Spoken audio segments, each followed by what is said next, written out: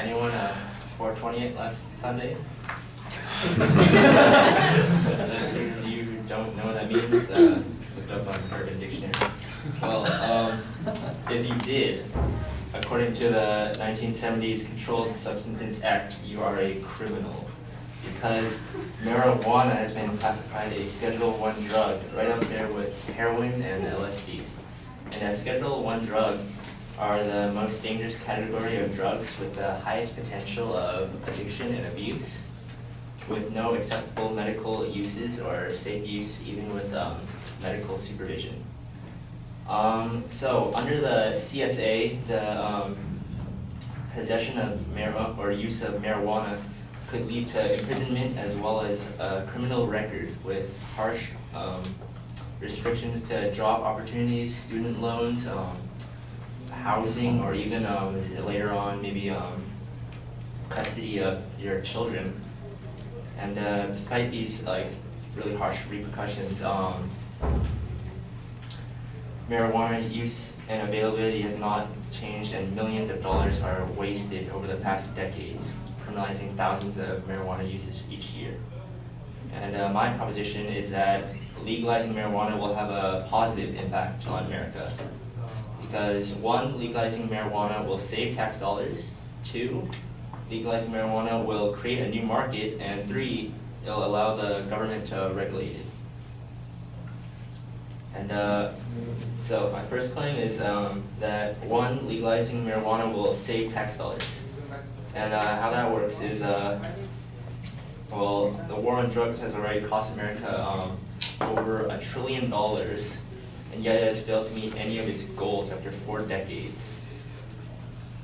So if we were to, so that, and even though, we had police and stuff, criminalizing marijuana users and banning marijuana,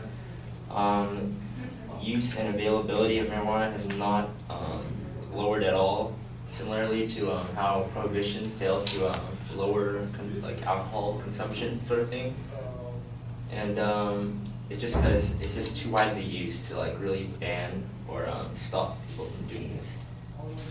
And instead of criminalizing marijuana users, it would actually be cheaper to offer sort of health services and rehabilitation to marijuana users, similar to how the other guy was talking about, and maybe better as well. Because the average inmate in prison costs hundreds of thousands of dollars a year, while rehabilitation and health treatment can cost maybe as little as $2,000 or so dollars for maybe a month or so, depending on the extent of treatment you need. And so this way, thousands of tax dollars can be saved a year by legalizing marijuana. And my second claim is that legalizing marijuana will create a new market. And we'll see, a new market will create more jobs while at the same time removing marijuana from the black market, which will in turn take away business from drug cartels and drug dealers and stuff. And also, legalizing marijuana will make it easier for will make marijuana more readily available for medical use. But since it's a Schedule I drug, most people don't really have any access, can't get instant access to marijuana for maybe pain relief or increasing your appetite for whatever reason. And if the government were to offer rehabilitation services, as suggested before, even more job opportunities could be created for if you become someone to help treat addicts. And lastly, legalizing marijuana will allow the government to regulate it better. And this might seem a little counter, productive, trying to legalize marijuana to regulate it, but it'll allow the government to keep a closer watch on it if it's available in stores and everything. And the government can tax it for more money, somewhat like tobacco or alcohol, and actually make it harder for minors to get a hold of it. which currently it's said that it's easier for minors to acquire marijuana than it is alcohol or tobacco now. And it's because it's a lot harder for like someone who's underage to get marijuana from a store than from like some drug dealer who doesn't ask for ID or even like maybe check age or anything. And yeah, there's actually a big experiment in Portugal where it's a lot more extreme because they legalized all drugs in Portugal, and they literally just had stands for specific stands for purchasing drugs, and just they'll just provide it and like cook it up for you to use. Yeah, I'm clean, but well, the result was it's not like people were like going crazy, and like drug use did not increase like significantly, while the government also provided health services to addicts and stuff. And actually the number of addicts who came out to receive treatment, not the number of addicts themselves, but the number who came out to get treatment over doubled, like 6,000 to something like 14,000 addicts. And so yeah, it was just like, and then like it was great. Their police force was like freed up to like catch more serious criminals, and they saved a ton of money, and everything was basically better. And the black market was driven out of the country virtually. And yeah, legalizing marijuana would have a positive impact on America.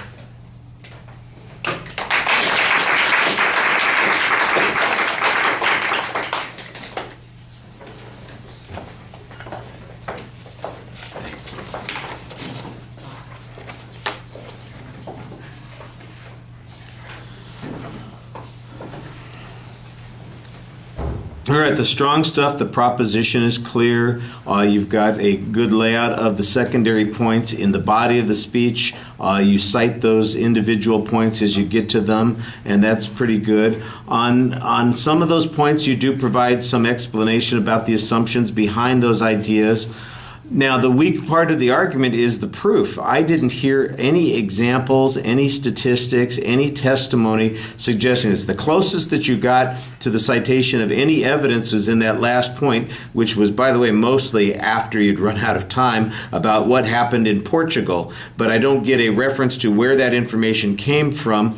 There's one piece of factual data that's included in there that said, like, the number of people who came out for treatment was up to 6,000 to 12,000. So that's the closest that you come to having anything that would be data that supports your claims. Everything else is just an assertion, and you need some evidence on that. For example, you say, there's a point at the end where you were saying, with the regulatory process, that would make it easier to keep it out of the hands of minors. And you make a comparison, I guess, to alcohol. But the basic assumption there is that currently alcohol is harder to get a hold of than marijuana. If marijuana is easy to get a hold of now and it becomes legal, why is it going to be less easy to get a hold of by young people? That is counterintuitive, and there's no reason to believe that, assuming that the kids are suddenly going to feel, well, I can't go to the liquor store to get my yeah, thank you. I was going to use a different term, to load up on the chronic, to to buy a blunt, to get my dope fix taken care of, whatever the hell it is that people call it these days. I got to get myself some kind, that kind of stuff. It's I go out for my 420 break.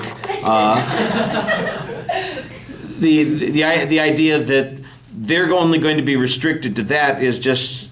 I mean, you're going to have to give me some reason to believe it. And if Portugal has done this, okay, well, how about the young kids in Portugal? Are they not getting any access to this? Since that's the only example that you come to, then maybe we should have some information from there on that particular point. But that's just one example. There's just a whole bunch of stuff here. And I'm not saying that that these claims can't be proven. I think that there's a lot of evidence that can be used on all of those points. Just none of it is in this argument. So what you've got is, you've got the structure for the argument, you've got the claims, and you are missing the grounds and the reasoning to support that. There's a little bit of explanation of the reasoning, but no grounds to support it, and that's a big problem. All right, thank you very much. I'm going to say goodnight one way or the other. I keep looking for more speakers, but we are out of time, so we'll see you next time.